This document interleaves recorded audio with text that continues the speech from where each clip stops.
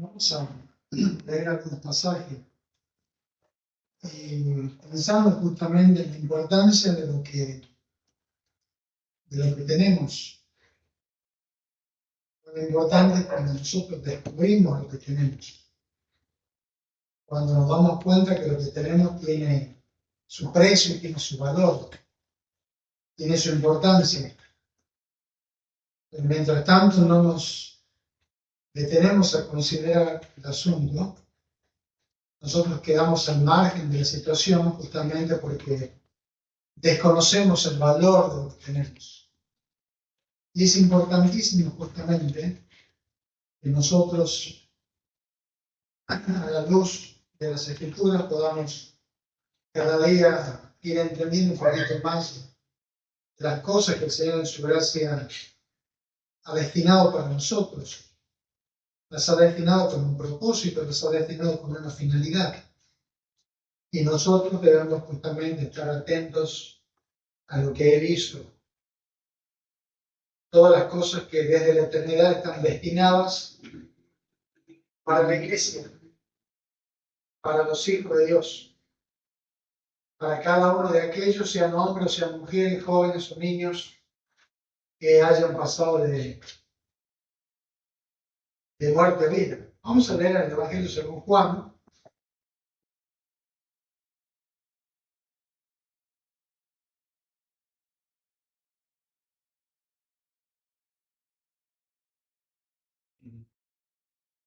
Evangelio según Juan, capítulo 21, verso 24. Dice el pasaje: este es el discípulo que da testimonio de estas cosas y escribió estas cosas. Y sabemos que su testimonio es verdadero. Y hay también otras muchas cosas que hizo Jesús, las cuales, si se escribieran una por una, pienso que ni aún en el mundo cabrían los libros que se habrían de escribir. Amén. Parece una exageración esto, pero en realidad lo que el Señor ha hecho desde el momento que ha llegado al mundo es encontrar, como cuando llegamos a la casa y encontramos todo desprovisto. La mesa sigue en el mismo desorden que cuando hemos salido. Entramos al dormitorio de los chicos y ya no están porque están en la escuela y sigue también en el mismo desorden. Llegamos y contemplamos la vereda y se encuentra sin limpiarse, sin barrer. Con esto un poco ilustra lo que le ha sucedido al Señor cuando ha venido a este mundo, ha encontrado un mundo desordenado. Y especialmente cuando ha venido a Jerusalén, ha venido a los suyos. Aquellos, como dijimos el domingo, no le recibieron. Vino a los de su sangre, vino a su parentela. Pero sin embargo aquellos cerraron el corazón en contra de él, y dándole de cuantas cosas al unigénito Hijo de Dios. Este es el discípulo que da testimonio de estas cosas. Y escribió estas cosas, y sabemos que su testimonio es verdadero. Bueno, partimos desde este punto, desde el testimonio del discípulo, el discípulo amado que es Juan. Su testimonio es verdadero.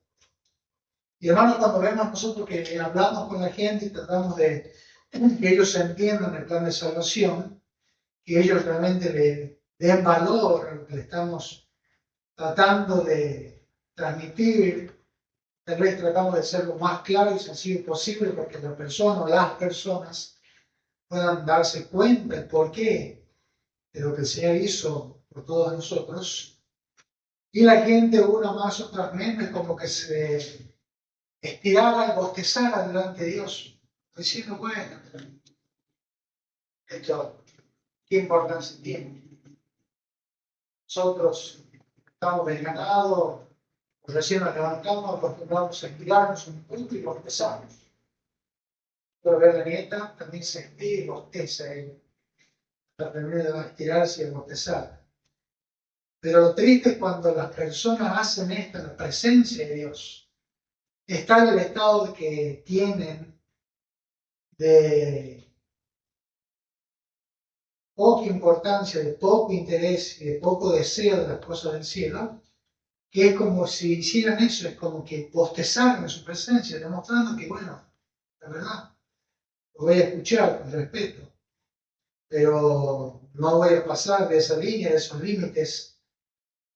Y es como dice el folleto de las 4 leyes, el pecado es una rebelión activa o una indiferencia pasiva. Llegamos a una casa y la persona dice, no, discúlpeme, retírese porque yo en esas cosas no creo, eso no me interesa, era el favor, ya mismo se retira, una rebelión activa. Y después está el otro, que está en la misma situación, es una indiferencia pasiva. Sí, ¿cómo le va? Muy amable, pase, por favor, tome asiento. Desea servirse algo fresco, se hace calor, desea tomar unos mates. Pareciera ser que esa gente está ya a punto de convertirse en la amabilidad que manifiestan. Pero sin embargo, en el término de la conversación o de la visita, en ambos casos han decidido exactamente lo mismo. Ninguno de ellos ha creído. Ninguno de ellos de verdad ha nacido de nuevo. Y es porque no han entendido que justamente el testimonio de la palabra de Dios sea por boca de este discípulo llamado Juan, o de otros, como Marcos, como Mateo, o Lucas, como Pablo, como Pedro, como Judas, no le dan crédito a esto, no le dan fe de que esta palabra realmente sea cierta. Y más que importante que nosotros justamente nos pongamos firmes, porque lo que el diablo hace todos los días es que nosotros caigamos justamente en ese espíritu, no de contención, porque a veces no es algo manifiesto, sino es algo silencioso, donde obramos tal vez de forma pacífica, de forma tranquila, para que se entienda mejor, pero no cambia nuestra actitud con el otro que se enoja. Una vez estuvimos con el papá y los hermanos en la hora feliz, y de la nada comenzaron a llover las piedras, las camionetas, la cocina. Y bueno, para que no nos rompan los vidrios, tuvimos que irnos unas cuantas cuadras más adelante. Pero alguien estaba molesto y enojado y había manifestado su enojo, su estado de molestia justamente haciendo esto. Entonces, nosotros en momentos puntuales tenemos que tomar también una decisión. Tenemos que tomar también una dirección en nuestra vida.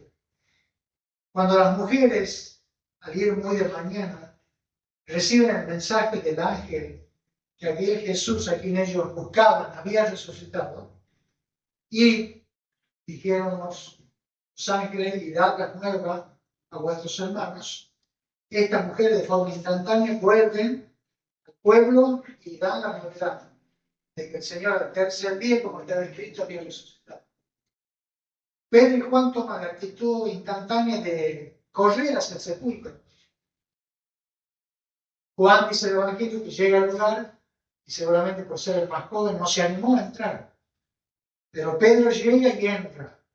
Era un poco más grande Pedro de edad. Era más decidido, más resuelto en sus decisiones. Tenía cierto grado de ser un hombre intrépido. Y aquel temperamento, bueno, lo emplea justamente en esa ocasión cuando Juan se detiene en la puerta, él no se detiene, sino que entra y corrobora personalmente de que estaban los lienzos bien acomodados, enrollados a los pies y el sudario hacia la cabeza del lugar donde el Señor había sido puesto. Entonces, hacía falta una decisión. Y la decisión comenzó allí en el pueblo, cuando escucharon el mensaje de las mujeres. Y las mujeres dijeron lo que había acontecido en el sepulcro. Y que lo que había acontecido daba fe a lo que ya estaba escrito desde los días de los profetas. El Señor dijo por medio del profeta que su santo no vería corrupción. Es decir, el Señor, a pesar de que estuvo 3 días en la tumba, Su cuerpo no se descompuso, no comenzó ese deterioro normal de este cuerpo en la carne, sino que el tercer día, como está escrito, el Señor se levantó triunfante y victorioso al tercer día. Bueno, hermanos, en todo lo que nosotros hacemos necesitamos justamente la cuota de decisión. Puede ser que por ahí, no tenemos la suficiente experiencia y hay cuestiones que nos detienen, nos frenan y nos detenemos. Y por ahí viene alguien que tiene más decisión y tiene más empeño y llega al lugar del objetivo, llega al lugar de los hechos, corrobora y dice, sí, esto es verdad. Lo que las mujeres nos acaban de decir es cierto. Es mucho más que una versión de los labios. Hoy ya es una realidad palpable. Aquí está el sudario, aquí está todo lo que habían ocupado para vendar al difunto que habían sepultado allí en aquella peña nueva. Y sabemos que su testimonio es verdadero. Y hay también otras muchas cosas que hizo Jesús, las cuales si se escribieran una por una, pienso que ni aún en el mundo cabrían los libros que se habrían de escribir. Amén. Uno habla del espacio físico, de todas las cosas que el Señor ha hecho, de todas las maravillas que el Señor ha hecho. 3 años y medio estuvo en el ministerio público, la gente le conoció, ya no como el hijo del carpintero, ya no como el hijo de María, ya le conoció, como él mismo daba testimonio, como el unigénito del Padre, como el Hijo del Dios verdadero. Y aunque aquella versión del Señor a ellos les parecía grosera, les parecía un atrevimiento, les parecía una falta de respeto a la divinidad, al Dios de Israel, Jehová de los ejércitos, el Señor les dio fe uno a uno, momento tras momento, situación tras situación, día tras día, en aldeas y en ciudades, que ciertamente era lo que Él decía. Que no era Él una persona que estaba fuera de sus cabales y hablaba cosas sin sentidos, que no era alguien que decía ser algo que en realidad no era, y tantas otras cuestiones que la gente planteaba y ponía o intentaba poner al Señor entre la espada y la pared. El Señor justamente con hechos podía eludir la versión de ellos. Y aquellos hechos estaban fundados ¿en qué? En la verdad, en el testimonio, en la luz, en la sal. Estaban fundados justamente en la luz que vino del cielo a este pobre mundo. Juan dijo aquella luz verdadera que alumbra a todo hombre, Juan capítulo 1, que venía a este mundo. Pero en el mundo estaba, y el mundo no le conoció. Esto que parece un trabalengua que venía a este mundo, y que en el mundo estaba, y el mundo no le conoció, realmente son cosas que nos llaman poderosamente la atención. Venía como hombre, como el Dios manifestado en carne venía, al nacer de los 9 meses del vientre de aquella joven virgen. Venía, tiempo pasado. Y en el mundo estaba, también tiempo pasado. ¿Cómo es eso? Si venía, ¿cómo es que estaba? Claro, como Dios ya estaba, estuvo siempre desde el principio, desde la creación del mundo. Es lo que dice Génesis capítulo 1, verso 27. Cuando habla de que Dios hizo, dice el texto, hagamos al hombre a nuestra imagen y semejanza, habla en plural. Hagamos al hombre a nuestra, habla en plural de vuelta, no dice a mi imagen, no piensa en adjetivo, sino dice a nuestra imagen, a nuestra semejanza, habla en plural. Vamos a suponer que Dios Espíritu no es Jehová Dios, no está a la misma altura, al mismo nivel, no está en el mismo rango para que se entienda. Pero la segunda persona que interviene en la creación del hombre sí está a la altura del primero, que es Jehová Dios.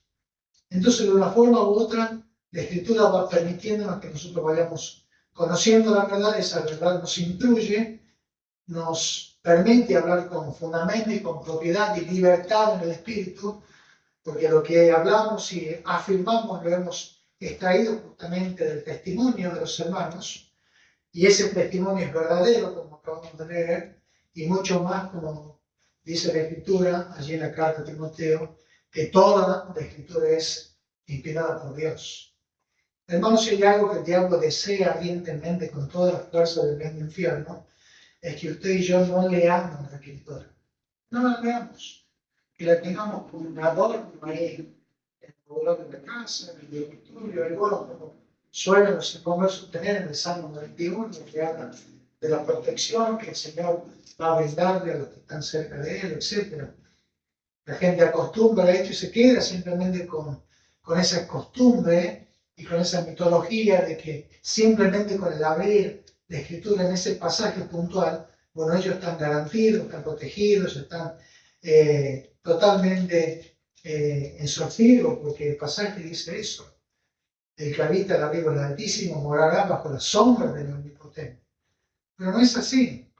Yo puedo conocer de memoria esto de tapa a tapa y saberlo y repetirlo con claridad y con mucha eficiencia, pero eso no significa nada. Satanás mismo en Mateo 4 le habló al Señor y le habló con la palabra. Y le contestó con versículos bíblicos. No le contestó con su palabra, contestó con esta palabra.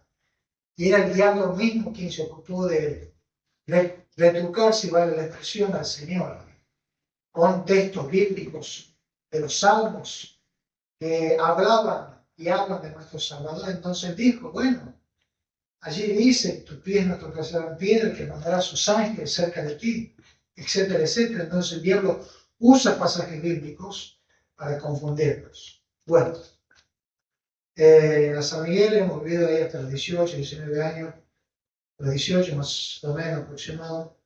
Bueno, yo siempre metido, curioso, la vecina tenía el hábito de tirar las cartas, yo la había visto vestirse cosas raras, ponerse una bufanda bastante llamativa.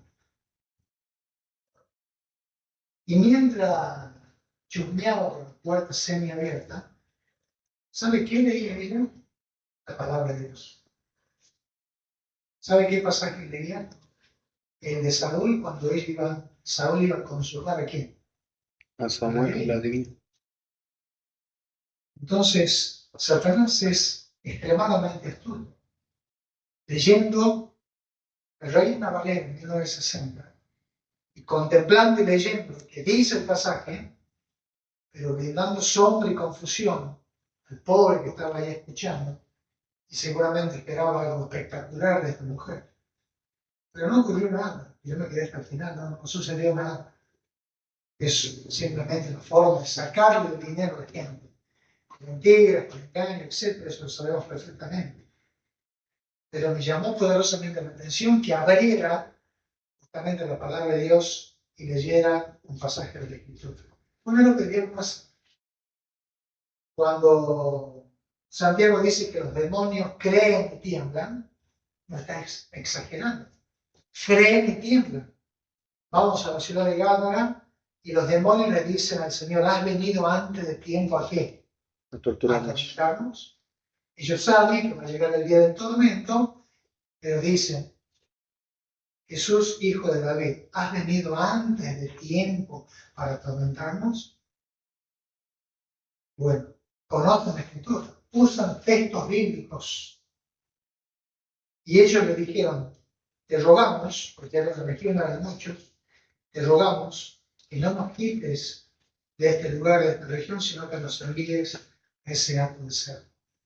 Bueno, elevaron un pedido, un deseo, una petición al Señor Jesucristo, los demonios. El hermano, cuando el texto dice que ellos creen y tiemblan, es cierto que creen y tiemblan. Ahora, lo importante es que nosotros estemos a la altura de las circunstancias, que nosotros realmente estemos en estrecha comunión con Dios, para que Dios tenga la total libertad de obrar por su palabra y por su espíritu en mí, en casos o momentos puntuales donde el enemigo nos ataca. Nos ataca personalmente y también nos ataca en forma colectiva como familia.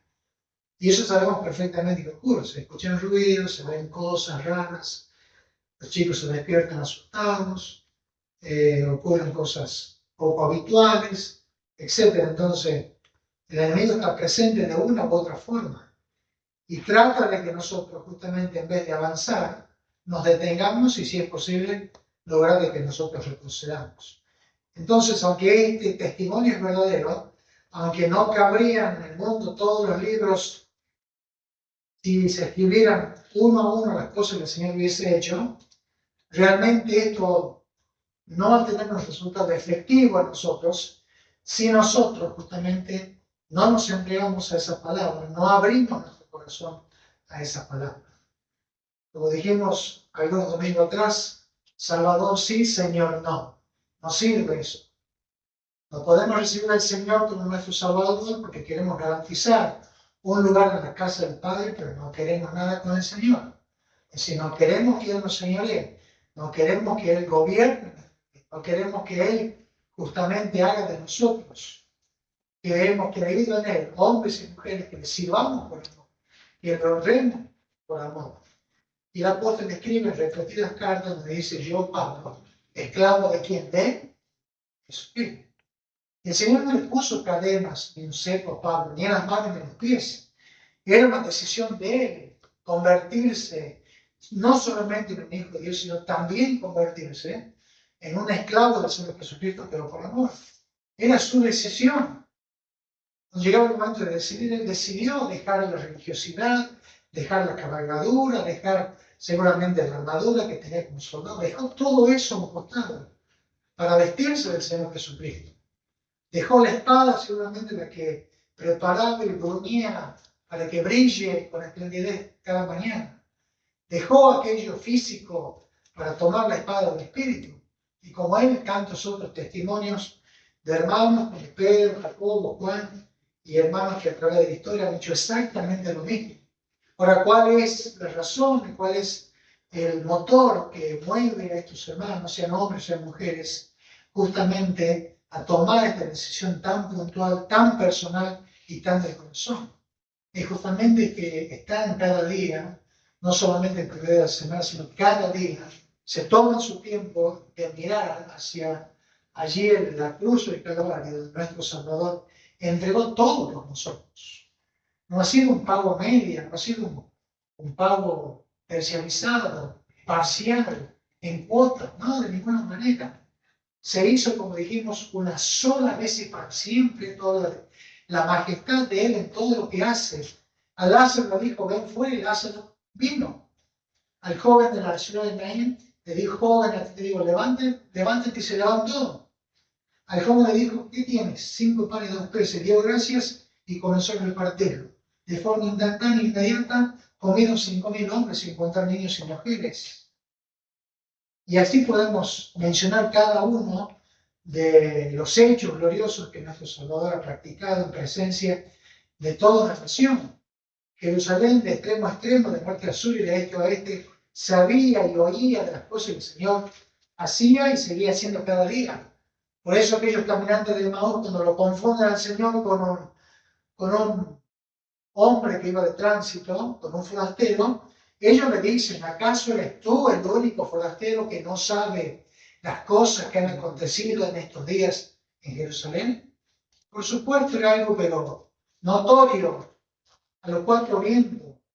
Acá ellos, dice el apóstol, no se hizo en ningún rincón, se lo hizo allí, en la puerta de la ciudad, porque la ley enseñaba eso, que todo reo de muerte que sea considerado indigno no se lo ejecute a muerte dentro de la ciudad, porque iba a contaminar al pueblo, que tenía que sacárselo fuera de la ciudad y allí debía ser sentenciado a muerte. Entonces el Señor lo saca fuera de la ciudad, en el lugar más visible, en el lugar más sano, y todos podían ver lo que le sucedía al fruto del vientre de María. Todos podían ser testigos presenciales de las cosas que le habían acontecido a nuestro amado Salvador en ese lugar. Y entonces, como leyó el hermano el domingo, que volvían golpeándose el pecho, satisfechos, conformes, totalmente agradecidos por lo que los otros habían hecho, aparentemente en favor de todos, de toda la sociedad, de propios y de ajenos, porque dice que prevalecía la voz de los ancianos y de quién más, de los escribas y de los fariseos. La multitud gritaba: crucifícale, pero la voz de ellos dice que prevalecía y porfiaban, es decir, insistían con mucho fervor, con mucha fuerza: crucifícale, crucifícale, no queremos que esto venga sobre nosotros. Bueno, allí vemos lo que es el mundo y lo que es la vida de aquellos que realmente le conocen a Él. A la distancia había algunas mujeres que, presenciando lo acontecido, lloraban, que había dolor en su corazón, Una madre que veía a su hijo morir en la cruz, sin entender demasiado, pero seguramente, como dice Lucas, guardaba aquellas cosas en su corazón. Y otras mujeres que viendo también lo sucedido, se quedaron allí lamentando y doliendo en su corazón por todo lo que estaba aconteciendo. Del otro costado, los que se golpeaban el pecho, los que confiaban, los que levantaban la voz, crucifícale, crucifícale. No queremos que este reine sobre nosotros. Pero hermanos, es vital para nosotros en estos días. Vamos a poder mantenernos en pie en nuestra vida cristiana en estos últimos días si verdaderamente estamos mirando a Jesús, estamos contemplando que Él solo muertos, sino también resucitado, levantándose triunfante y victorioso al tercer día. El día sábado, cuando tengo un tiempito libre, le digo a mi esposo que me ponga algunas películas, algunos documentales de misioneros en África, en Brasil, esas cosas. Y me llamó la atención el título de uno que decía La voz de los mártires. Y me puse a ver. Bueno, les confieso que los 5 minutos, 10, lloré de principio a fin, de las cosas que los hermanos hoy sufren en el mundo por causa de la fe. Y esto que nosotros hacemos realmente es nada. Es un chiste de la vida cristiana. Venir a orar y retirarnos a orar y cantar, a orar. Todo eso que sostiene nuestra fe. Cuando otros hacen exactamente lo mismo, realmente defendiendo la verdad, no con su testimonio verbal, no con su mensaje, sino con su vida. Un padre que en su presencia le quita la vida a su hijo de 13 años que le dice que pueda él contar quiénes son los que se reúnen en secreto. Y este muchachito me llamó la atención, dijo, yo no soy traidor y no le voy a decir nada. 13 años. Y golpe certero en su boca, acabó con la vida de este adolescente. Su padre, aparentemente colgado, llorando, herido por la situación, pero él tampoco, como dijo su hijo, no fue un traidor, guardó el testimonio. ¿A cambio de qué? A cambio de su vida, a cambio de su existencia aquí en la tierra. 14 años estuvo este hermano preso, sufriendo una y otra vez. El mismo cuenta de que ya no podía pararse porque acostumbraban a atarlo con las plantas de los pies hacia adelante y constantemente castigaban sus pies con cachiporra de madera, de hierro, así que le habían deformado las plantas de los pies al punto que ya difícilmente se mantenía estable y podía caminar. Eso lo hicieron todo el tiempo de su encarcelamiento y una y otra forma de hostigarlos, castigarlos y una y otra vez. Pero hermanos, que el Señor nos ayude, nos alumbre, nos tenga misericordia, para que hoy, pensando y decía mi esposo, ¿cuántos hermanos tenemos en el mundo? Realmente desconocemos esto, pero hay en todos los puntos geográficos de la tierra hay hermanos y hermanas que comparten nuestra fe. Algunos los sufren en carne propia porque están en medio de los musulmanes, sufren sus hijos, sacan a los hijos a la guerra, si son mujercitas, abusan de ellas, si son madres o esposas también, si son padres, son destinados a un lugar de trabajo forzado, para picar piedra, para hacer distintas clases de trabajos, con el fin de que estos brinden un servicio a aquellos que son sus opresores, a aquellos que son sus verdugos.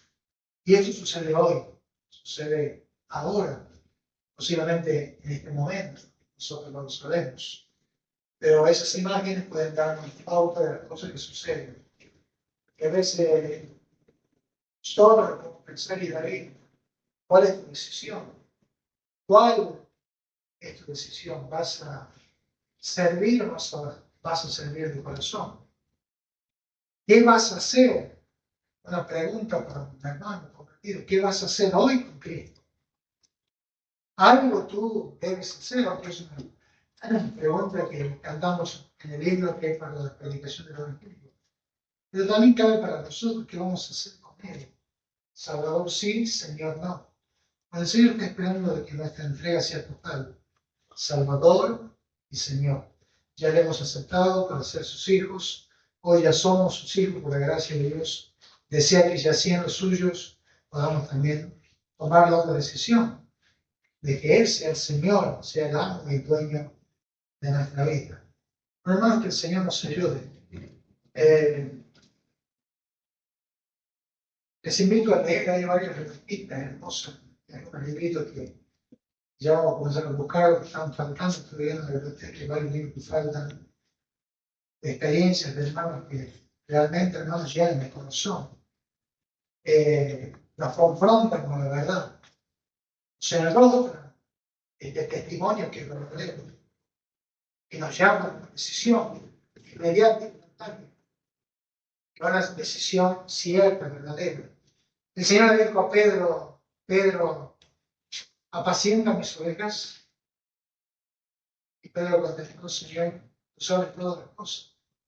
Le volvió a hablar, le dijo, Pedro, apacienta mi cordero. Señor, tú sabes todas las cosas. Y lo hizo por tercera vez. Pero Pedro ya había entendido que el Señor sabía todas las cosas. Porque recuerda con claridad, el Señor le dijo antes que el gallo cante, tú me negaste 3 veces. Y el gallo aún no había cantado y Pedro lo negó al Señor. Y aquellas palabras quedaron grabadas a fuego en el corazón de este hermano. Por eso contestó con solvencia y firmeza. Solamente pocas palabras. Señor, tú sabes todas las cosas. Y hermano, cuando nosotros llegamos a entender de que Él sabe todas las cosas, no necesito yo que me anden siguiendo para nada. Yo todo lo que emprendo, hago, decido, lo hago inspirado justamente en esa visión que tengo hacia el monte Calvario, hacia el lugar de la sepultura, hacia esa piedra removida, hacia las mujeres que llevan el mensaje, a esos discípulos que vienen a ver si la verdad o mentira que las mujeres habían dicho. Y hermanos, que el Señor nos permita. Dice el Proverbio 3, 5 y 6, fíjate de Jehová de todo tu corazón, y Él enderezará tus veredas. Esto para mí lo aplico porque lo necesito. Fíjate de Jehová de todo tu corazón. Él será tu veredas. Santiago 34, encomienda que tu camino, confía en Él. Y Él hará eso, confía en Él, y Él hará. Testimonios verdaderos, fehacientes, que nacen, que tienen origen justamente en este bendito libro, en esta palabra inspirada por Dios. Hermanos, que el Señor nos ayude. En la lucha diaria estamos todos. Que Él derrame de su gracia a fin de que Él pueda sostenernos y mantenernos en pie. Para poderle, como dice Pedro, resistirle al diablo, que andan león rugiente, nuestro alrededor, buscando a quien devorar. No le demos lugar y le demos con el gusto a este que es el enemigo de Dios y también nuestro principal enemigo, que desea con todo fervor que nosotros volvamos afuera, que sigamos donde estamos, que nuestra apariencia deplorable continúe. Hermanos, si todo esto ha cesado, es por la misericordia de Él. No le permitamos y vivamos con el gusto. Vistámonos de nuestro Señor y Salvador Jesucristo. Vistámonos de las armas del luz, como dice la carta del apóstol a los Efesios. Podamos escudriñar, manejar con habilidad el escudo, la espada, el yelmo, el apresto, el evangelio, para que los dardos del maligno que a diario constantemente se lanzan dirigidos a nosotros sean apagados por la fe puesta en el único y suficiente Salvador que tenemos. Ese es el